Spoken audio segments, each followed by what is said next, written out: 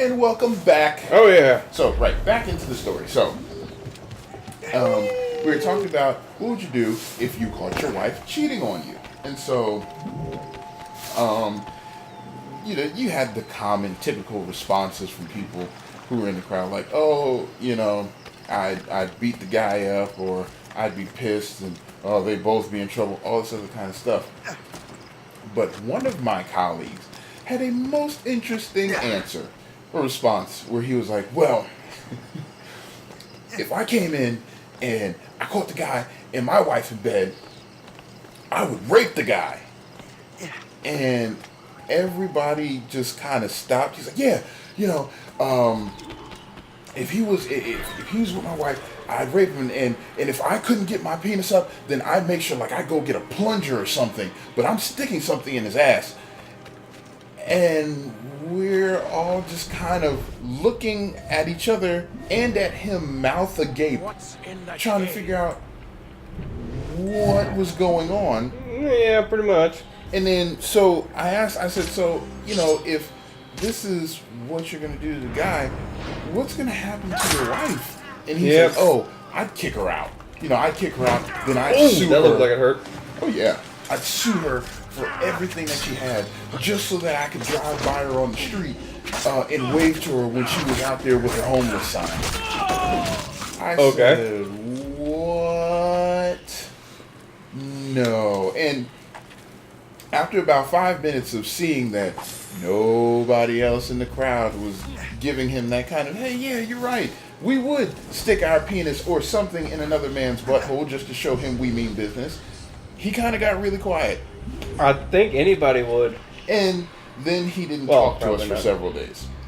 Well, I think that was his own fault right there, saying that his response was to rape a man. So, when we were trying to figure this story out so much, after he had said it, and that's, my brain couldn't comprehend what was going on, because Renee, that's not something that would naturally, wow, I wish, he's on fire. Yeah.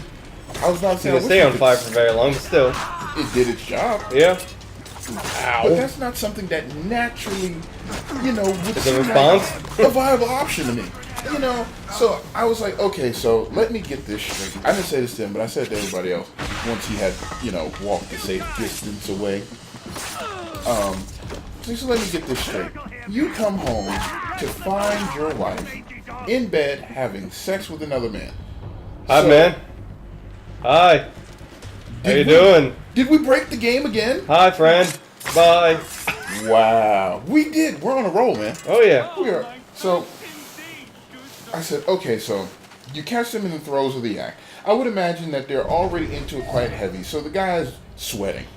So, this sweaty, naked man with a hard penis jumps up out of the bed, I would imagine.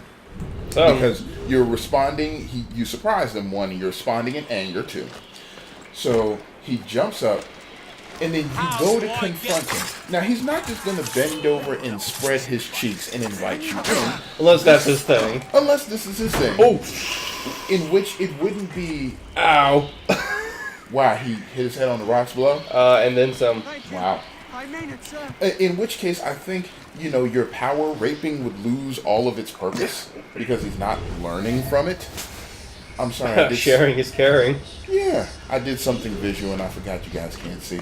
But, so, you have to strong arm this naked, wet, sweaty man into releasing his goodies. So not only do you have to wrestle this naked man, but also while you're wrestling him, you have to try and get your penis out of your clothes, because I doubt that you would have time to undress fully.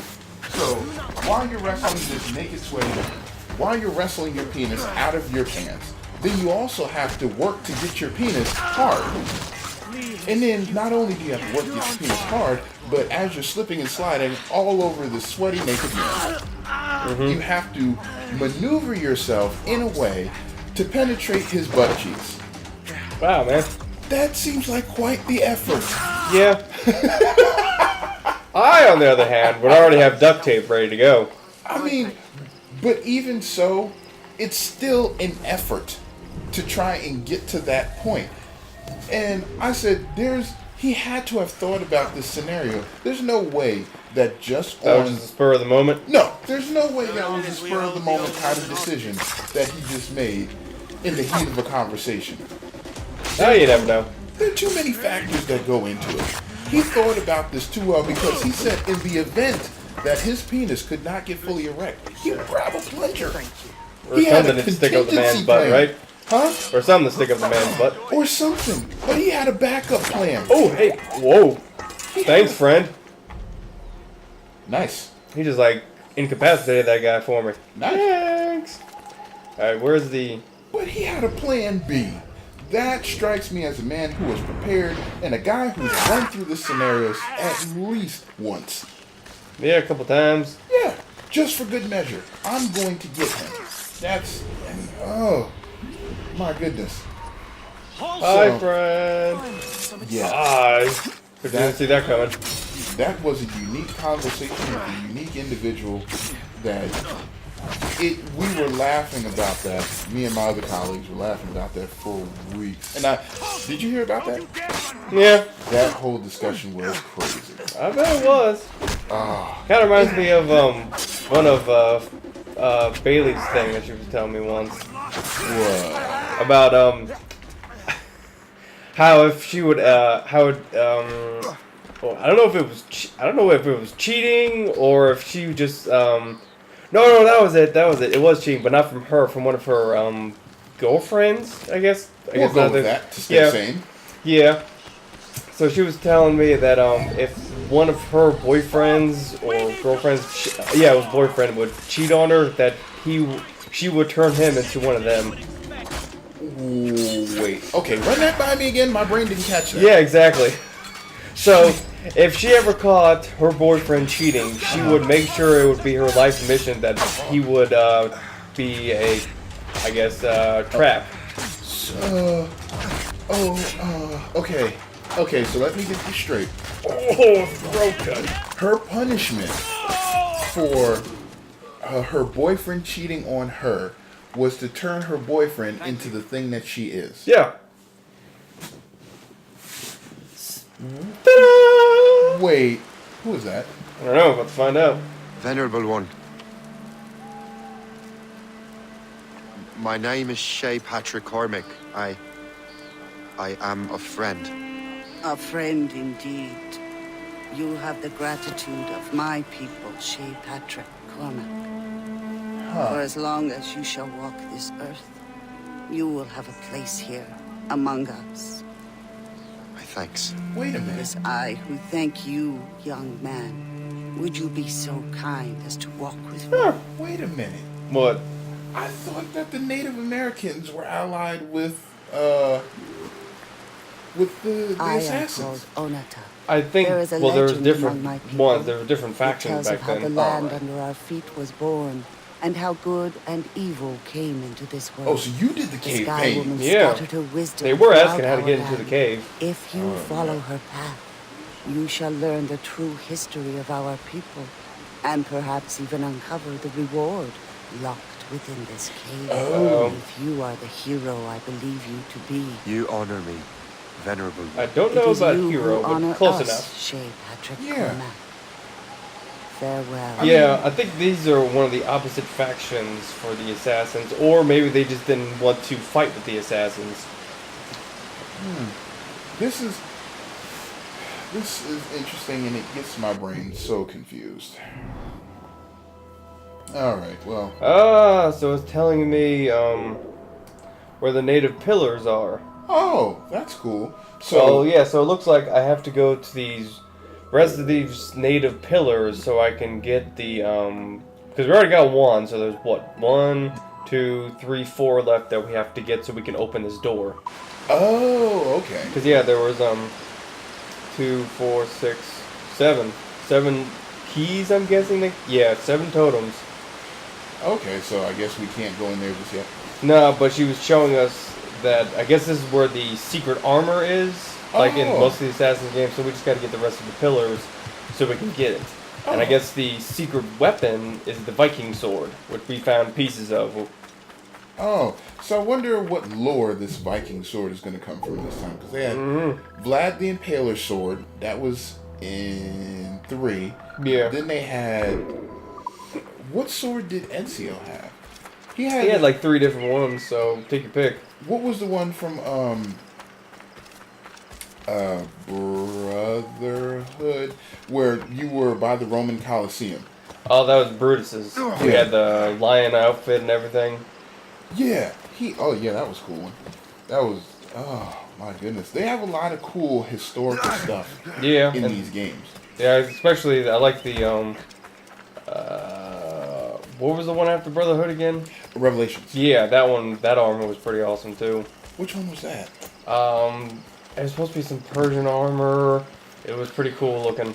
Was it like yellow and green? I think that was it, yeah. I think so. Because I do have that one. I do remember playing it. You know, I like these games so much because, one, it was revolutionary. That I think one of the things they advertised for the first Assassin's Creed was you can climb on anything. Anything that you can see, you can scale. Pretty much. Relatively.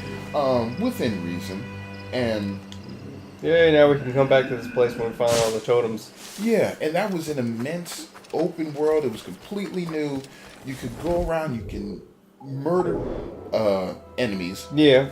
And you could do a lot of stuff that you couldn't do in the games previously. Plus, games like this, the developers, I'm assuming, I haven't spoken to any Ubisoft representatives, even though I'd love to.